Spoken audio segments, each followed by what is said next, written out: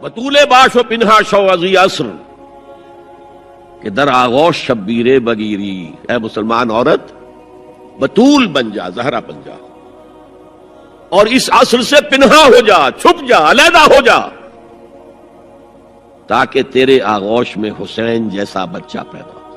یہ پہلا ہے حجاب، سیگریگیشن آف سیکسز۔ میں نے ضیاء الحق صاحب سے کہا تھا، کیونکہ ان کی شورا میں شمولیت کی میں نے جو ہے دعوت قبول کر لی تھی، مشورہ دینا ہے۔ میں اپنے مسجد کے ممبر سے بھی مشورے بھی دیتا ہوں، تنقیدیں بھی کرتا ہوں۔ جیسے انگریزی کا محاورہ right from the horse's mouth, تو right into the horse's ears کچھ کہا جا سکے تو اچھی بات ہے۔ میں نے ان سے کہا آپ نے پی آئی اے کو ڈرائی کر دیا، شراب بند کر دی، اچھا کام کیا، بہت عمدہ کیا۔ دنیا تو یہی کہے گی نا کہ دقیانوسی ہیں، چلیے برداشت کریں، لیکن یہ ایئر ہوسٹسز جو جاتی ہیں کرو کے ساتھ اور دو دو ہفتے باہر رہتی ہیں، یہ کون سے اسلام کی روح سے جائز ہے؟ عورت محرم کے بغیر حج کو نہیں جا سکتی، محرم کے بغیر عمرے کے لیے نہیں جا سکتی، اور یہ قانون تھا پاکستان۔ میں نے کہا آپ عورت کو نہیں جانے دیتے حج کے لیے، حالانکہ وہ ادھیڑ عمر کی ہوتی ہیں، عموماً بوڑھی ہوتی ہیں۔ ہمارے جوانی میں کون کرتا ہے حج؟ بہت شاذ۔ یہ تو آپ کو نظر آئے گا جاوا، سماٹرا، انڈونیشیا، ملائیشیا، وہاں سے جوان جوڑے نکاح کے بعد پہلا کام حج۔ ہمارے ہاں تو بڈھے ٹھیرے گئے ہوئے ہوتے، اور پہلے زمانے میں تو ان کو رخصت کر دیتے تھے کہ بس رخصت ہی ہو جائیں گے، یہ واپس نہیں آئیں گے۔ تو میں نے کہا یہ کون سا اسلام ہے؟ خاموش، چپ۔ میں نے کہا یہ ناشتے کی ٹرے اور کھانے کی ٹرے مرد نہیں رکھ سکتے سامنے۔ میرے خلاف باقاعدہ خواتین نے جلوس نکالے پاکستان میں جب میں نے پردے کی بات کی۔ گورنر سندھ کی بیوی جو ہے اس نے لیڈ کیا جلوس کو۔ میں طالبہ کیا کہ ان کی ٹیلی ویژن کے اوپر جو ہے ان کا سامنے آنا بند کیا جائے۔ میں نے کہا ٹھیک ہے۔ بدا الاسلام غریبا ویسعود کما بدا فطوبی للغرباء۔ اسلام شروع ہوا تھا تو اسی حالت میں تھا کہ کوئی اس کو جانتا پہچانتا نہیں تھا، پھر جب اسلام غالب ہو گیا تو طاقتور کے تو سبھی دوست ہیں، سبھی پہچاننے والے، لیکن ان قریب اسلام پھر غریب ہو جائے گا۔ تو جو اسلام کی غربت کے ساتھ خود غریب ہو جائیں ان کے لیے مبارکباد۔ اسلام کا دامن نہ چھوڑیں، چاہے انہیں کہا جائے کہ یہ تو بڑے ہی دقیانوسی لوگ ہیں، بڑے کٹر لوگ ہیں۔ میں نے اس زمانے میں چیلنج کیا تھا، مجھے بتاؤ کیا فرق واقع ہوتا ہے؟ آپ کہیں گے عورتوں کو اگر ہم گھر میں بٹھائیں تو ہماری اکانومی سفر کرے گی، آدھی ہماری جو ہے لیبر وہ کام نہیں کرے گی۔ میں نے کہا where there's a will there's a way۔ Cottage industry کا انتظام کرو، نمبر ایک، گھروں میں بیٹھ کر کام کریں۔ دوسری جنگ عظیم کے دوران ایک بڑا علاقہ تھا دلی میں جس کا ہر گھر کارخانہ بنا ہوا تھا، کرخندار، یہ ایک قوم کا نام پڑ گیا، کرخندار۔ چھوٹی چھوٹی مشینیں لگی، کہیں بٹن بن رہے ہیں، کہیں بکسوئے بن رہے ہیں، کہیں نکریں سل رہی ہیں، کہیں پینٹیں سل رہی ہیں، کہیں جو ہے کرتے سل رہے ہیں، قمیضیں۔ صبح کے وقت ٹرک آیا، خام مال دے گیا، شام کو آیا، تیار مال لے گیا۔ عورت نہ گھر سے نکلی نہ باہر گئی، کچھ نہیں، اور کام کیا، کما لیا۔ کاٹیج انڈسٹری کا انتظام کرو۔ اسی طریقے سے ایسے یونٹ بناؤ انڈسٹریل جس میں عورتیں کام کریں، عورتیں سپروائز کریں، ورکنگ آورز کم رکھو تاکہ وہ اپنے گھر کا کام بھی کر سکیں۔ کرو۔ عورتوں کے ہسپتال میں عورتیں مرد، عورتیں مریض، عورتیں ڈاکٹر، عورتیں مریض، عورتیں نرسز۔ مردوں کے ہسپتال میں فیمیل نرسز کا کیا کام ہے؟ کیا میل نرسز نہیں ہوتے؟ اور کیا آرمی کے اندر جو فارورڈ یونٹس ہوتے ہیں کہ جو جاتے ہیں محاذ کے اوپر، ان میں کوئی عورت نرس جاتی ہے؟ میل نرسز جاتے ہیں، حالانکہ سب سے زیادہ نرسنگ کی ضرورت وہاں ہوتی ہے۔ کسی کا بازو اڑ گیا ہے، کسی کی ٹانگ اڑ گئی ہے، کسی کے پیٹ میں آ کر کسی بم کا ٹکڑا جو ہے لگایا، انتڑیاں باہر نکلی ہوئی ہیں، تو نرسنگ سب سے زیادہ وہاں ضروری ہے۔ وہاں تو فیمیل نرسز نہیں ہوتی، میل ہوتے۔ سیگریگیشن، سیگریگیشن، سیگریگیشن، یہ آگ اور پانی کا ملاپ درست نہیں ہے۔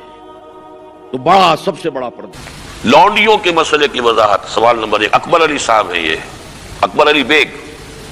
قرآن مجید سورۃ المومنون کی آیت نمبر 5-6 کا ترجمہ یہ ہے جو اپنی شرمگاہوں کی حفاظت کرتے ہیں، موجود اپنی بیویوں کے یا ان عورتوں کے جو ان کے قبضے میں ہیں، یعنی لونڈیا۔ اس میں ان پر کچھ ملامت نہیں. یہاں پر کون سی لونڈیاں مراد ہیں؟ کیا ان کا رواج آج کل ہے کسی لڑکی کو پیسے دے کر خرید کر لونڈی بنانا؟ تو اسلام میں سخت منع ہے. از راہ کرم تفصیل سے وضاحت کیجیے.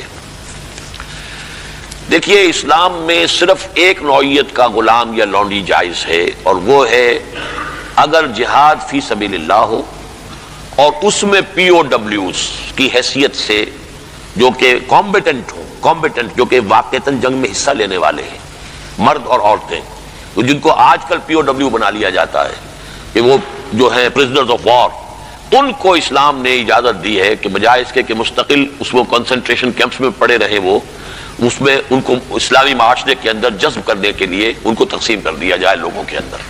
یہ ہے در حقیقت اس کی غرض و غایت. اور وہ بھی ایسا ہو سکتا ہے کہ کہیں مبادلے کے اندر اگر شکل بہتر بن سکتی ہو تو اس کو بھی اجازت ہے. کہیں اگر سر فدیہ لے کر چھوڑ دینے میں کوئی قباحت نہ ہو تب بھی اس کی اجازت ہے. یہ سورہ محمد صلی اللہ علیہ وسلم کی آیت جو ہے اس کے تحت ہم پڑھ چکے ہیں. لیکن فرض کیجیے کوئی شکل ممکن نہیں ہے تو پھر کیا کریں؟ انہیں کنسنٹریشن کیمپس کے اندر رکھیں. وہ تو گویا کہ ایک مستقل لائبلٹی بھی آپ پر ہو گئی، اور نمبر دو یہ کہ ان کی اپنی زندگی اب نارمل ہو گئی. اس کی بجائے ان کو نارمل سوسائٹی میں جذب کرنے کا طریقہ یہ ہے کہ کلاس 2 سٹیزنز کی حیثیت سے وہ مسلمانوں میں اس معاشرے میں دے دیے جائیں. اس طرح کی جو خواتین ہوں گی ان کے ساتھ تعلق جو ہے جنسی وہ جائز ہے. یہ لونڈیاں جو اس طریقے سے لونڈی بنی ہو اس کی فروخت بھی جائز تھی.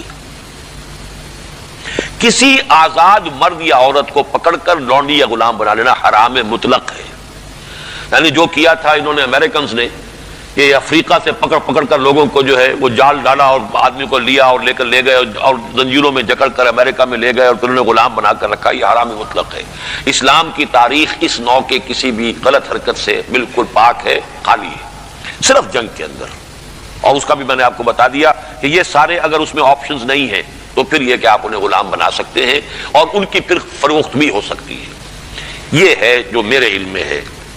باقی کسی کو خامخواہ آپ نے خرید لیا اور کسی کو پکڑ کر کسی آزاد کسی مرد یا عورت کو اور زبردستی لے جا کر کے بھیجا، یہ تو بالکل حرام مطلق ہے، بہت بڑا جرم ہے. یہ ضمنی سوال ایک صاحب نے کر دیا ہے کہ نکاح ان لونڈیوں سے بھی کرنا ہوگا. نہیں، نکاح لازمی نہیں ہے لونڈیوں کے ساتھ. نکاح تو کر لیا تو پھر تو زوجہ ہو گئی، وہ علیحدہ کیٹیگری کہاں رہی. لیکن ترغیب دی گئی ہے کہ اگر آپ کسی لونڈی کو آپ کی وہ لونڈی تھی، وہ تھی پی او ڈبلیو کے طریقے سے آئی تھی، کنیز تھی، آپ نے اسے آزاد کیا، اس سے نکاح کر لیا، بہت بڑا نیکی کا کام ہے. تو ایمینسیپیشن جو تھی غلاموں کی اور کنیزوں کی آزادی کے لیے راستہ اللہ تعالیٰ نے یہ پیدا کیا کہ بہت سے گناہ ایسے ہیں کہ جن کا کفارہ یہ رکھ دیا گیا غلام آزاد کرو، غلام آزاد کرو. اور کسی طریقے سے اس کو بہت بڑا نیکی کا کام قرار دیا گیا. فک و رقبۃ، گردنوں کا چھڑا دینا، آزاد کر دینا، یہ بہت بڑی نیکی ہے.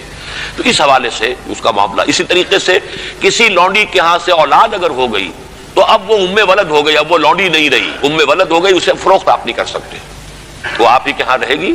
لیکن یہ کہ وہ آپ کا اس کا درجہ جو ہے عام کنیز سے وہ بڑھ جاتا ہے. یہ تفصیلی قوانین ہے.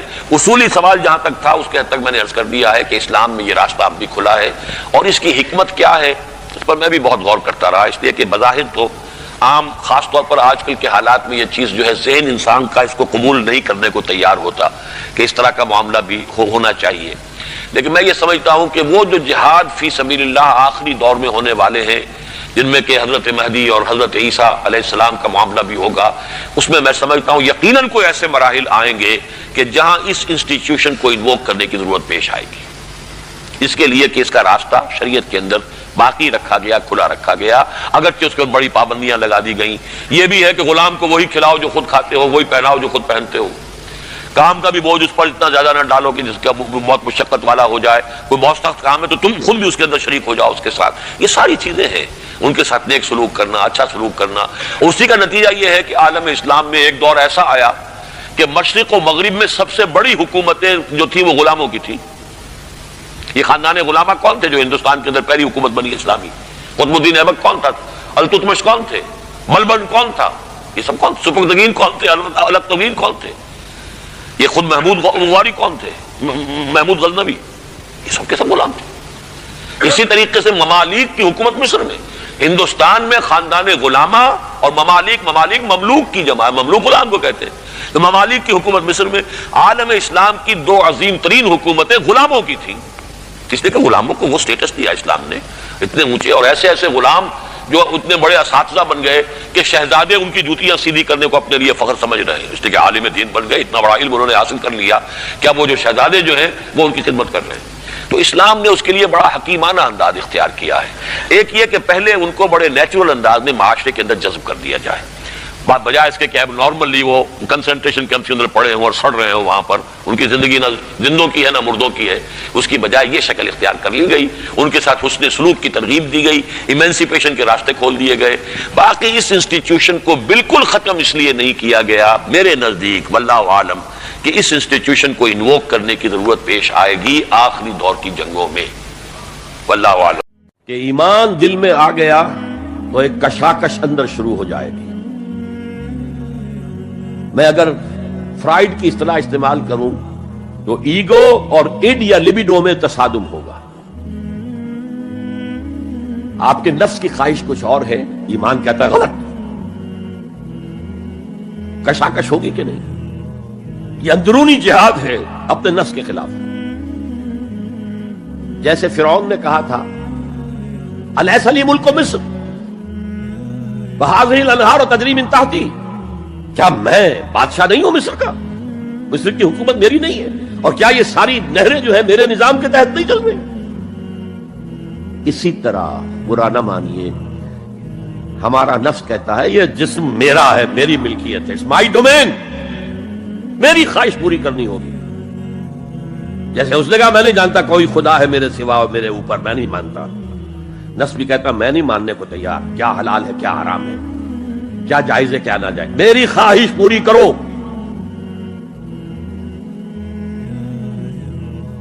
اس کے خلاف جہاد،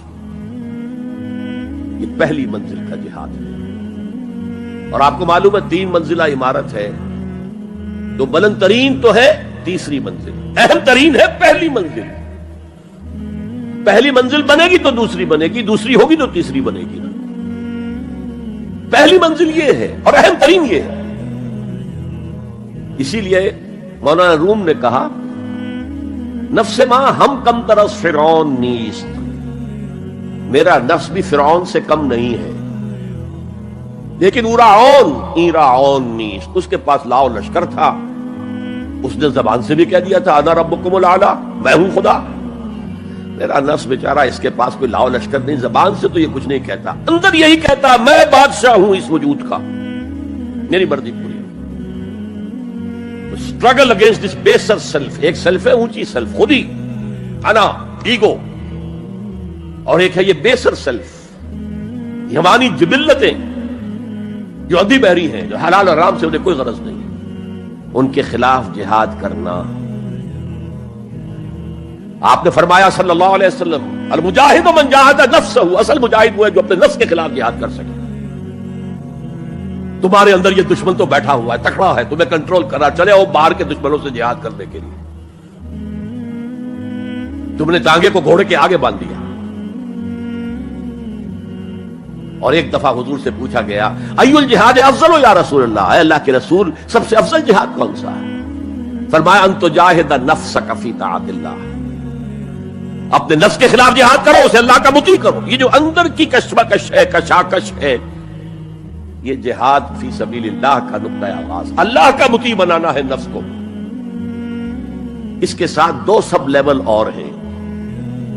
اس نفس کو بھڑکانے والی ایک قوت ہے انویزیبل، اور ویزیبل بھی ہے۔ انویزیبل قوت سب سے بڑی ابلیس، شیطان، لعین، اور اس کے چیلے چاٹے جنات میں سے، اور ویزیبل میں انسانوں میں جو اس کے ایجنٹ ہیں، جو فحاشی کو کلچر کا نام دے، یہ اس ابلیس کے چیلے ہیں۔ ان کے خلاف جہاد نہیں کریں گے آپ، اگر آپ ان کے خلاف ایگریسو ایٹیٹیوڈ اختیار نہیں کریں گے تو آپ ان کے دباؤ میں آ جائیں۔ ان الشیطان لکم عدوا فاتخذوہ عدوا، اے لوگوں یہ شیطان تمہارا دشمن ہے، اس کو اپنا دشمن سمجھو۔ وہ تمہیں سبز باغ دکھاتا ہے، بدی کو مزین کر کے دکھاتا ہے، اچھے اچھے نام اس کے رکھ دیتا ہے، اور تمہیں آمادہ کرتا ہے بدی کے ارتکاب پر۔ نہیں، وہ تمہارا دشمن ہے۔ افتتخذونہ وذریتہ اولیاء من دونی، تم مجھے چھوڑ کر اسے اور اس کے چیلے چاندوں کو تم اپنا دوست بناتے ہو. نہیں، شیطان کے خلاف جنگ کرو. اور تیسرا اس پر سب لیول کیا ہے؟ معاشرہ اگر بگڑا ہوا ہے اس کا عمومی رجحان برائی کی طرف ہے، تو سوشل پریشرز آپ کو ادھر دھکیلتے ہیں. جیسے کہ اگر کوئی موب جا رہا ہے تو اس کے ساتھ چلنا تو بہت آسان ہے، وہ خود ہی آپ کو دھکیلتا ہوا لے جائے گا. اس کے خلاف چلنا بہت مشکل کام. ہو سکتا ہے آپ بڑی زور لگا کے 4 قدم آگے بڑھیں، پھر کو ریلا آئے 10 قدم پیچھے لے جائے. تب 2 ہی راستے ہیں، زمانہ بات و سازت.